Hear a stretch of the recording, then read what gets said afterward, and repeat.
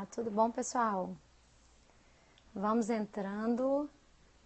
E aí, Ângela, tudo bom? Você já tá aí, firme e forte no Periscope? Kátia, vocês que estão comigo lá no Empreenda-se, Ângela, Kátia, já sabem até a dica que eu vou dar aqui. Renatinha também. Já dei essa dica hoje. Oi, Lígia, do TGI Today.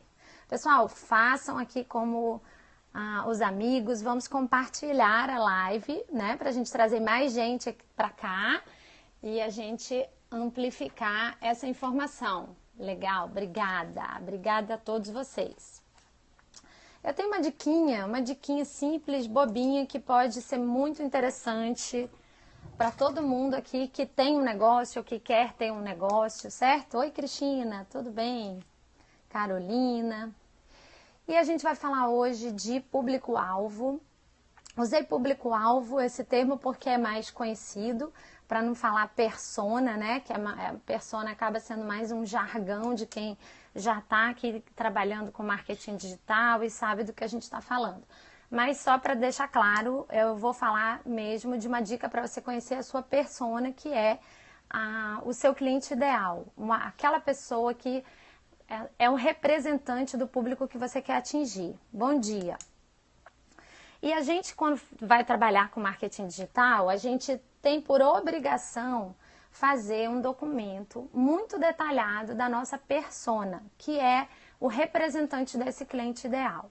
Ou seja, qual que é o estilo de vida dessa pessoa, qual que é mais ou menos a idade, a ocupação, se é mais homem ou se é mais mulher, e principalmente quais são as necessidades que essas pessoas têm, os desafios, as dificuldades, que é o que a gente chama de dores aqui no marketing digital. Quais são as dores da persona e quais são os sonhos da persona. Você tem que tratar as duas coisas, dores e sonhos. E aí vai por um monte de detalhamento, quais são os sites que a pessoa navega, quais são as fanpages, e o que você não sabe, com certeza você tem que inferir, fazer pesquisa na internet, conversar, mandar a pesquisa para as pessoas, certo? E aí as pessoas me relatam muita dificuldade quando estão começando um negócio, porque quando você ainda não tem os clientes, você não tem que pesquisar, ou seja, fazer uma pesquisinha simples lá no formulário Google para mandar. Hoje, por exemplo, eu já tenho muitos clientes de vários grupos e que compraram o meu produto, então eu já consigo mandar uma pesquisa e saber com mais precisão. E na verdade, cada vez mais você vai sabendo com precisão de detalhes quais são as dores dessas pessoas e por que você quer saber as dores. Né? Porque o seu produto tem que ser uma solução. Se você não sabe o problema que você resolve na vida do seu cliente, você vai ter um negócio natimorto, porque negócio só existe para resolver um problema que as pessoas querem comprar, que as pessoas querem ter aquele problema resolvido, tá? Tem até uma frase do Eric Ries, lá do livro Startup Enxuta, que fala isso, que o grande problema do fracasso das startups, na maioria das vezes, não é a execução, porque tem pessoas excelentes fazendo startup e às vezes a execução é excelente. O maior problema é que as startups tentam resolver problemas que as pessoas não querem, necessidades que as pessoas não têm. Às vezes aquela necessidade está só na cabeça de quem teve aquela ideia, aquela invenção. E aí por isso que a gente vê tantas startups quebrando e fechando, né? Então, o que a gente precisa garantir? Que a gente sabe qual é o problema que a gente resolve na vida desse cliente. Como é que a gente garante isso? Antes de abrir um negócio, de investir dinheiro, como é que a gente descobre isso? Conhecendo profundamente quais são os desafios desse cliente, as dores deles, principalmente aquelas dores mais intensas e urgentes. Porque quanto mais intensa e urgente a dor, mais o cliente tem uma demanda pagadora por aquilo, né? Mais disposto ele está a pagar por aquilo. E aí eu dei uma dica hoje que se aplica, foi uma dica do meu tipo de cliente, que são aqueles empreendedores iniciantes que estão querendo empreender. E eu dei uma dica assim simples que você pode fazer aí uma analogia para o seu tipo de nicho e para o seu mercado e para o seu nicho, para o seu tipo de negócio também. Que foi o seguinte: eu ouço muito podcast. E aí tem vários podcasts de pessoas até que já têm uma audiência gigantesca que falam de empreendedorismo. E naturalmente essas pessoas, como o Flávio Augusto do Geração de Valor, que eu usei como exemplo, que é um podcast excelente, que eu sempre escuto, várias dessas pessoas, tem até Érico Rocha, Conrado Adolfo, pessoas do meu nicho, Bel Pesce. Então essas pessoas atraem muita gente que querem empreender. E aí, lá no podcast do Flávio Augusto, por exemplo, antes dele começar o conteúdo dele, sempre tem um iniciozinho em que as pessoas mandam o áudio. As pessoas que seguem ele mandam um áudio com comentários. E aí eles publicam, eles fazem um trecho antes de começar o conteúdo com esses áudios. Todo dia, todo podcast tem isso. Que é uma espécie assim de depoimento ou isso, dos GVs. E é lógico que quando você está com pressa, você acaba não conseguindo ouvir tudo. Bom dia, Luziane. E a dica que eu dei, a sacada que eu dei foi assim, eu, por exemplo, que tenho um interesse direto nisso, de ouvir o que as pessoas estão falando, eu agora, já tenho de um tempo para cá, sempre que eu tenho tempo, que eu ouço calmamente, com muita atenção, com foco, tudo que aquelas pessoas dizem. Porque eu tô ali para ouvir o conteúdo, que é importante para mim, mas eu também me interessa muito ouvir o que as pessoas que seguem ele estão dizendo, porque é dali que vão sair as dores, os sonhos, as necessidades que aquelas pessoas estão tendo, tá na fala deles, né? Ninguém melhor do que o próprio cliente para te dar insights do que você precisa fazer para atrair eles também. Então, a partir dali, eu tiro uma sacada de um vídeo que eu posso produzir, né? Eu tiro uma sacada de... Exatamente, Lígia. E isso eu estou dando um exemplo, né? Da mesma maneira que o GV lá do GVcast, do Geração de Valor, tem outros podcasts que não tem isso, que não tem a participação do cliente. Esse é um caso especial, específico. Eu não sei se na sua área, vamos supor que você fala de marketing digital, ou que você fala de alimentação saudável, ou que você fala de nutrição, ou que você fala de, sei lá, importação, emagrecimento, qualquer tema, organização. Então, pode ser que você ache um podcast que te dê essa fonte, de os próprios clientes falando ou comentando, mas você pode encontrar isso aonde? Em comentários de Facebook, de grupos, comentários de vídeos no próprio YouTube, desses canais, LinkedIn, grupos de LinkedIn que tem perguntas, talvez nos próprios sites dos podcasts. Esses podcasts, em geral, eles estão lá no iTunes, mas eles estão num site também, né, dedicado.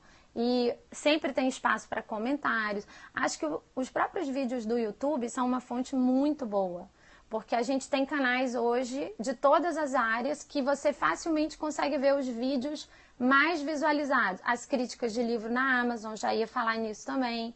Exatamente, Ângela. Os livros da sua área, você vai lá no Amazon e vê o que as pessoas estão dizendo, comentando, tá? Então, pessoal, por exemplo, de organização, tem os best-sellers da Amazon lá, sempre tem aquele livro da Marie Kondo lá, que fala de organização. Vê lá o que as pessoas estão dizendo, o que elas estão em dúvida.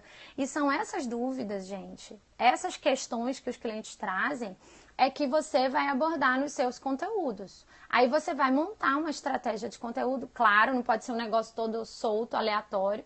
Você vai montar uma estratégia, um funil de conteúdo, né? Aí cabe toda uma explicação do que é um bom funil de conteúdo. Você tem o topo de funil, o meio de funil e o fundo de funil, porque tudo tem um objetivo, né? O tipo de conteúdo.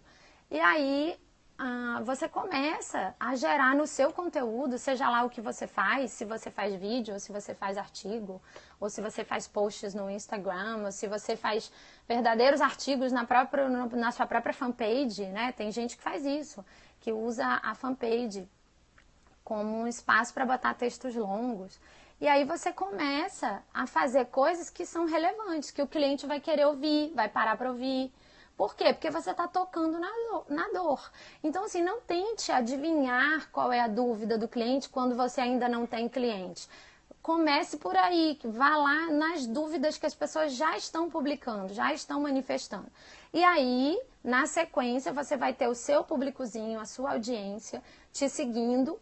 E aí você vai começar a interagir com essa audiência, né? Pode até, uma boa tática é criar um grupo fechado no Facebook, onde você promete entregar um conteúdo bem específico sobre um determinado assunto, né? Tipo, por exemplo, eu tenho alunas que têm grupo fechado voltado para gestão de finanças, eu tenho aluno que tem grupo fechado voltado para proteção animal, eu tenho aluno que tem grupo fechado voltado para mulheres acima de 40 anos, certo? O coach Renata é o que eu acabei de falar. Eu dei um exemplo do meu nicho. Eu fico ouvindo o que as pessoas falam, por exemplo, no podcast do Geração de Valor. Mas você pode ler comentários de vídeos de YouTube de outras pessoas do seu nicho, blogs que já tem muita audiência do seu nicho, entendeu? É uma dica excelente. E aí, gente, assim, é só uma questão de vocês pararem e dedicarem o tempo merecido para essa etapa que é a descrição completa da sua persona, certo? Coisa que as pessoas pulam. Então, assim, eu vejo muita gente que sabe o que tem que fazer e não entra em campo para gerar conteúdo e fica alegando que não sabe o que gerar de conteúdo, que tem uma dificuldade, que não sabe o que escrever, que não sabe que post fazer, mas está tudo na nossa cara, debaixo do nosso nariz. Se você parar para fazer essa boa pesquisa e pegar um formulário de desenhar a sua persona, você vai sair provavelmente com 365 ideias de conteúdo para fazer um ano inteiro de conteúdo. Porque cada dúvida do seu cliente pode ser quebrado em micro conteúdos. Você não precisa responder as dúvidas, todas as dúvidas num vídeo. Você pode fazer muitos vídeos separados, vídeos de 5 minutos, de 7 minutos, certo? É isso aí, pessoal. Então, vocês têm que entender quais são as dúvidas da persona de vocês. E mais, assim, gente, a internet tem tudo. Assim, não pense que o que você está fazendo é uma coisa completamente inovadora, porque provavelmente não é. O que você pode fazer é ver tudo que tem existente, colocar a sua personalidade, a sua vivência naquele conteúdo, mas sempre vai ser um remix, né? Tudo é um remix de conteúdo. Assim, dificilmente você vai achar alguma coisa que nunca foi feito. Tudo já foi feito por alguém, só que você vai colocar o seu toque pessoal. Se você me disser assim, eu pesquisei e eu não achei um blog sobre esse assunto, eu não achei nada no YouTube sobre esse assunto, eu não achei nada, aí começa a ficar preocupado com o seu projeto, com o seu nicho, porque aí você quer fazer um negócio inovador demais que nunca fez, que ninguém nunca fez, se prepara para você desbravar aquilo e talvez demorar um pouco mais para você ter resultado, porque você vai estar realmente lidando com uma coisa daquele mercado que a gente chama de adotantes iniciais, né? Uma coisa que não existe, que você vai ter que ter aqueles adotantes iniciais que estão bem dispostos a comprar uma coisa muito, muito, muito, muito, muito inovadora. Então, assim, é muito raro isso, né? Ter diferencial, inovar é a palavra-chave. É isso aí, Ralph. Certo? Gostaram da dica? Era essa a dica. Então, estou me despedindo aqui de vocês. Eu fiz um vídeo hoje, coloquei esse vídeo na minha fanpage, Caroline Caracas Coach. Coloquei nos meus grupos lá do Empreenda-se. Falei no Snapchat sobre isso hoje. E estou repetindo aqui sobre isso hoje em todas as minhas mídias. Para ver se o pessoal desempaca com essa questão de conteúdo. Nathaniel, é você? Olha só, os horários do Facebook, a verdade verdadeira é que você tem que olhar no seu Facebook, para o seu tipo de público, né? Por isso é que ele gera aquele Audience Insights. Mas existem algumas datas, sim, dias que estatisticamente, na média, não sei o que, o Facebook é melhor, que o Instagram é melhor. Por exemplo, o Instagram é melhor, ele é a única mídia que não perde audiência no final de semana. É muito bom no final de semana, tá?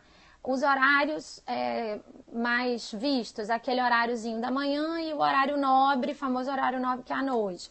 O Facebook, ele tem um horário de almoço ali que é interessante. Tem um dia da semana que, na média dizem que é a partir da quarta-feira, quarta e quinta.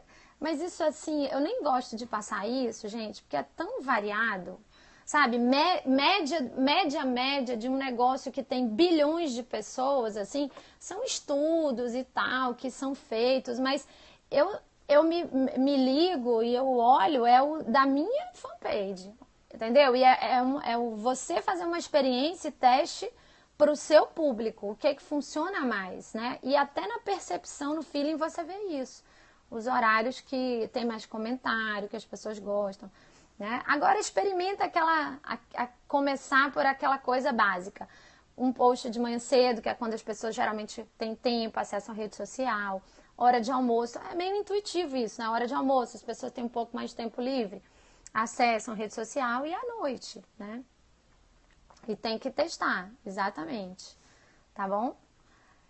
É isso, pessoal. Então tá bom. Foi útil a dica sobre persona? Então tá, quero ver todo mundo aí fazendo uma lista gigante de conteúdo que pode produzir. É só investir um tempo em pesquisa, tá bom? Que eu acho que as pessoas não pesquisam. Até hoje eu vejo pessoas que estudam marketing digital, fazem 1 milhão de cursos. Aí você pergunta assim, quem é a sua persona? E a pessoa nunca parou para escrever a persona. Porque, assim, persona, gente, não é público-alvo. Público-alvo, você tem uma ideia. Eu trabalho, vamos supor, eu falo que meu público-alvo são aquelas pessoas que estão querendo empreender, né? Que estão naquela passagem, ou de empregado para empreendedor, ou de autônomo para empreendedor. Então, não são empreendedores, assim, experientes. O meu público que eu trabalho são empreendedores iniciantes, fazendo aquela transição. Tudo bem, porque aí já é um nicho, já é um segmento dentro de empreendedores, certo? E cada um de vocês tem que optar a falar com um nicho, que é um segmento dentro do segmento maior que vocês decidiram se comunicar. Senão a comunicação e a conexão de vocês vai ficar difícil. Posts com links, mudou a regra do Facebook? Gente, assim, link externo já é sabido que o Facebook não dá tanto alcance, né? Por exemplo, quando você bota um link do YouTube, nem pensar, é concorrente, você tem que subir o vídeo lá. Mas é aquela história, eu, por exemplo, tem post que eu faço com imagem, que teoricamente é melhor, e ele não engaja nada. E tem post que eu faço que é um parágrafo de texto e super engaja. É porque o algoritmo mudou de novo, a timeline mudou de novo, ele não para de mudar. Só que é o seguinte, se vocês ficarem preocupados com o algoritmo, tá todo mundo ferrado, esquece o algoritmo, gente. Não é a primeira, nem a última, nem a terceira, nem a quinta. O Facebook não vai parar de ajustar esse algoritmo, porque à medida que a rede fica muito densa de conteúdo, são bilhões de pessoas, é a maior rede do mundo, né? Todo mundo tem Facebook, a penetração é gigante. Então, o que acontece? Ele cada vez mais vai querer ajustar o algoritmo dele para que você queira ficar mais tempo lá, para que você não esteja lá navegando, vendo um monte de bobajada que não te interessa, que não tem relevância para você e queira sair. Então, eles lutam para fazer alguma coisa que seja relevante para você. Então, o que você tem que se preocupar é o seguinte, se você está colocando relevância ou não. E aproveitar esses recursos que eles estão priorizando. Por exemplo, live. Se você fizer uma live no Facebook, já é sabido que o algoritmo deles depois de ajustado, está priorizando as lives. Por quê? Porque eles estavam fora desse mercado, Periscope bombando, aí eles entraram com as lives e eles estão priorizando as lives. Então, quando você faz live e aquilo fica lá na sua timeline, eles abrem um pouco mais o alcance da live. Quando alguém comenta, compartilha, eles abrem mais um pouco o alcance do post. Então, você tem que se preocupar mais assim, será que se eu conheço a minha persona, eu vou colocar coisas relevantes para minha persona lá. E vou atrair pessoas dentro do perfil da minha persona para a minha fanpage. Quanto mais homogêneo for o público que você atrai, mais você vai conseguir colocar conteúdo relevante e mais o alcance orgânico vai melhorar um pouquinho. Agora sim, gente, vamos ser realistas, alcance orgânico tem limite. Não adianta, porque o Facebook é um negócio, é um business. Se você ficar contando só com alcance orgânico, demora muito e dá um trabalho monstro. Né? Aí você vai ter que trabalhar muito com vídeos, tem técnicas para você melhorar o alcance orgânico, vídeo viral, essas coisas, postar muito, né? Mas pense que o importante é a relevância do que você está publicando, tá? E quando for vídeo, 100% das vezes nativo. Todo mundo entende que é nativo? É subir o vídeo lá, não vai compartilhar o vídeo do YouTube porque não vai quase aparecer, tá? Cristina, você perguntou alguma coisa aí de blog de quê? Eu perdi. Entenderam o que eu falei? Legal. Alguém tem mais alguma pergunta? Senão eu vou tomar café. Eu tava caminhando e ainda não tomei café. Vou esperar um segundinho aqui para ver se tem alguma pergunta ainda. Se alguém tá digitando aí. Ah, Cristina, variados assuntos. Não pode. Qual é o seu objetivo? É vender serviço de organização, personal organizer?